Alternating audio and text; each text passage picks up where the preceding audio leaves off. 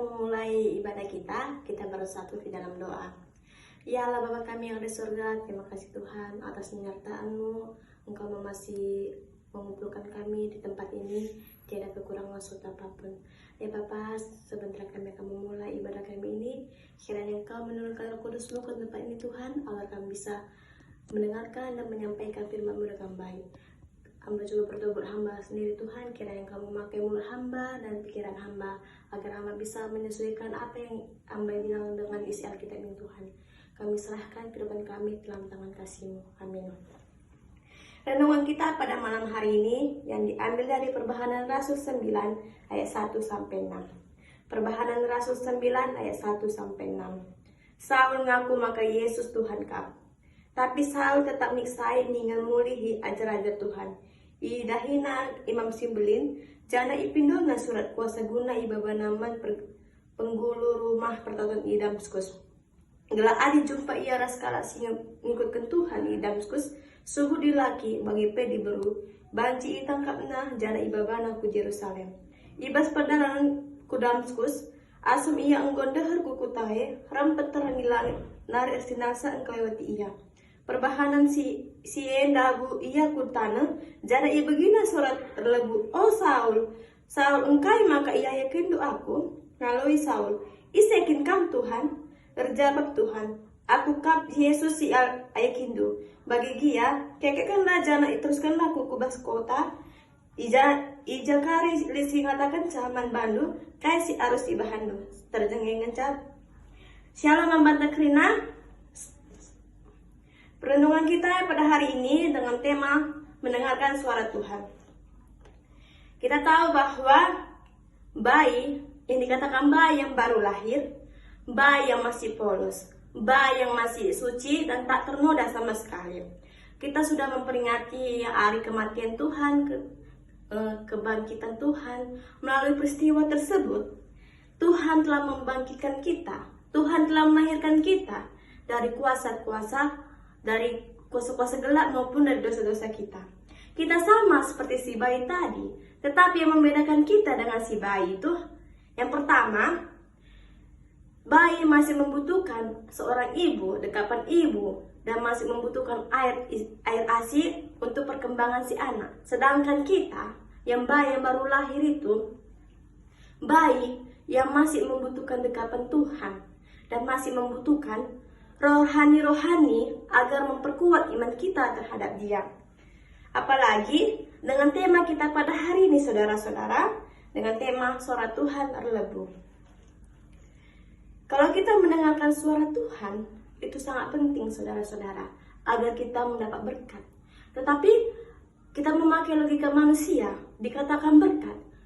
Melalui jabatan kita, udah kita akukan itu suatu berkat. Tetapi kita tidak berpikir bahwa berkat yang sangat luar biasa dari Tuhan itu ialah kita masih bisa bernapas. Kita masih bisa berkumpul di tempat ini. Kita masih bisa memuji nama Tuhan. Itulah kita harus syukuri saudara-saudara yang terkasih. Apalagi mendengarkan suara Tuhan itu sangat penting. Dan kalau sekedar mendengar tetapi tidak melaksanakannya, sama saja kosong. Itu sama seperti iman tanpa perbuatan adalah nol. Karena di dalam firman Tuhan, di situ dikatakan, dengarlah hai orang-orang buta, lihatlah. Di situ terdapat pada Yesaya.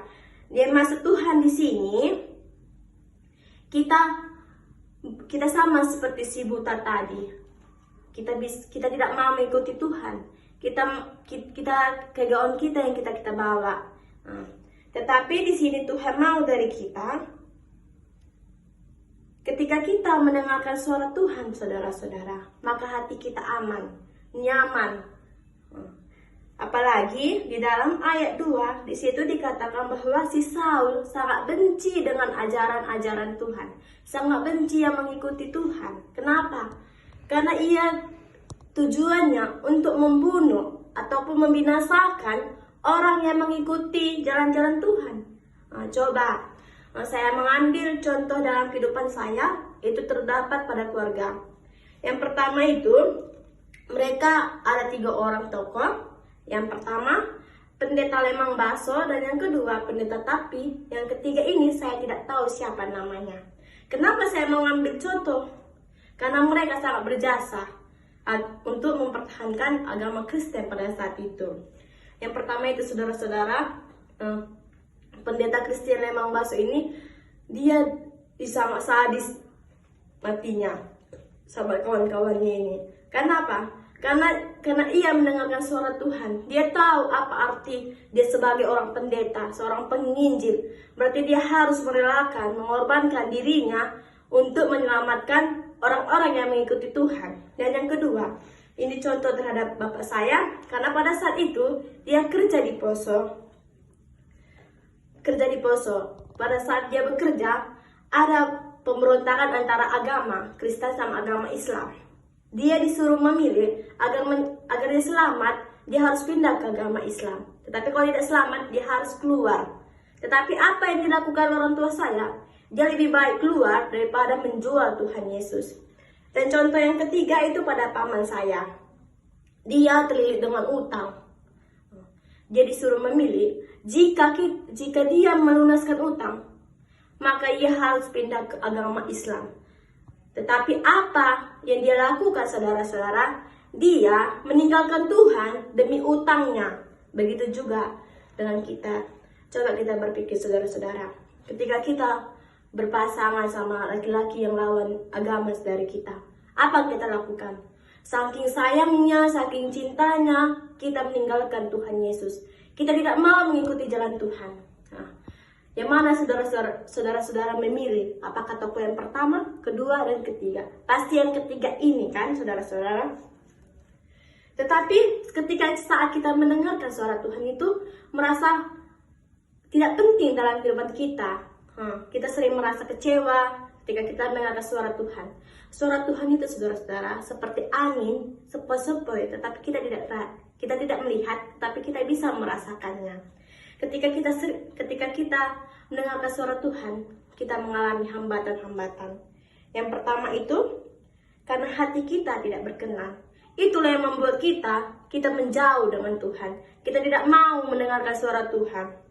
Karena di sini dikatakan bahwa di ayat kitab, bahwa Tuhan sangat berkenan terhadap Samuel. Dari sejak dia kecil sampai besar, sampai ketika ia tertidur pun di dalam Bait suci Allah, Tuhan tetap berkenan terhadap dia. Apa sih yang Tuhan berkenan terhadap dia? Hatinya. Dia mau mendengarkan suara Tuhan. Tetapi pada saat itu Samuel tidak tahu bahwa suara Tuhan itu yang memanggil dia. Dia menganggap suaranya itu Imam Eli yang memanggil dia. Tetapi dia sadar ketika dia bangun dan melihat dan mendengarkan suara Tuhan tersebut. Dan yang kedua, di situ dikatakan bahwa kekerasan hati. Maksudnya kita merasa hebat, mengeraskan hati itu merasa iri terhadap orang-orang lain. Dan yang ketiga, ketidaktaatan. Dari kisah si Saul ini, saudara-saudara, jelas nampak bahwa si Saul tidak taat terhadap Tuhan dan tidak mau mengikuti Tuhan. Ketika dari ketaatan itulah Tuhan tidak mendengarkan suara dia. Dan yang keempat, kesombongan. Sebagai orang percaya, kita boleh jadi terhormat. Kita boleh jabatan kita tinggi, tetapi kita tidak boleh menyombongkan diri kita. Ketika kita sombong, pasti apa yang kita cari, apa yang kita tuai, pasti hilang semua dengan kesombongan kita. Dan Tuhan artinya masalah boleh ada, tetapi kita selalu berpengharapan terhadap Dia, selalu mengharapkan sesuatu dari Dia. Jangan kita tinggalkan. Dan yang keenam, karena tidak takut akan Tuhan. Artinya, bagi seorang yang takut akan Tuhan, selain ia dapat mendengar, ada tantangan yang dia boleh hadapi. Tetapi kita tidak sendirian, Dia selalu ada bersama kita. Artinya, ketika kita ada masalah, apa sih saudara-saudara lakukan? Apakah berdoa, apakah keegoan kita yang kita bawa? Pasti keegoan. Ketika ada masalah, kita merasa sepele, kita tidak perlu dengan Tuhan, kita tidak mau mendengarkan suara Tuhan. Itu yang menyebabkan maka kita tidak mau mendengarkan suara Tuhan. Apa sih yang perlu kita persiapkan ketika kita mendengarkan suara Tuhan, saudara-saudara? Yang pertama itu luangkan waktu kita. Ketika kita luangkan waktu kita buat Tuhan, maka Tuhan pun meluangkan waktu buat kita. Ketika kita gereja pun lebih mementingkan kedai kopi daripada meluangkan waktu. Meluangkan waktu buat Tuhan tidak membutuhkan 2 jam, tetapi hanya membutuhkan 1 jam. Itu pun tidak bisa kita lakukan. Dan yang kedua, bergaul dengan Tuhan. Artinya di sini, ketika kita berdoa, ketika kita membaca Alkitab, ketika kita dekat sama Tuhan, itulah kita bergaul dengan Tuhan. Dan jika kita kurang memahami isi Alkitab dan kebenaran Tuhan, kita cari baik-baik, kita cari ke Google, maka kita akan mendapatkan kebenaran itu dan memiliki hati. Jadi artinya kita wajib menjaga hati kita, menjaga perasaan orang lain, jangan kita sakiti. Kenapa? Kadang manusia ini mau menyakiti sesamanya, dari perkataan pun bisa membuat orang itu terluka hatinya. Sebab Tuhan berkenan bergaul dengan orang yang mau memerlukan Dia. Tetapi ketika kita tidak memerlukan Dia, maka Tuhan sendiri tidak bergaul dengan kita. Melalui doa pun Tuhan mau mendengarkan kita apabila kita benar-benar berserah terhadap Dia, benar-benar pasrah dengan Dia. Dan yang keempat, belajar dari kegagalan. Kenapa sih perlu belajar dari kegagalan? Dari kegagalan itulah kita belajar lebih dewasa, kita lebih mengerti apa yang Tuhan mau. Dan sama seperti pengalaman si Samuel. Pertama kali, bahkan 3 kali pun Tuhan menolak dia. Kenapa? Ketika dia tidur di bait suci pun, dia tidak mendengar suara Tuhan. Dia pikir suara Elia tadi yang memanggil dia. Itu makanya si Samuel ditolak panggilannya sebanyak 3 kali. Apa yang dipikirannya? Pikirannya itu bukan dia yang memanggil, bukan suara Tuhan, tetapi yang Tuhan mau dari Samuel, hatinya. Jadi, marilah saudara-saudara, luangkan waktu kita. Kita harus berserah terhadap Dia, harus siap-siap benar-benar hati kita terhadap Dia.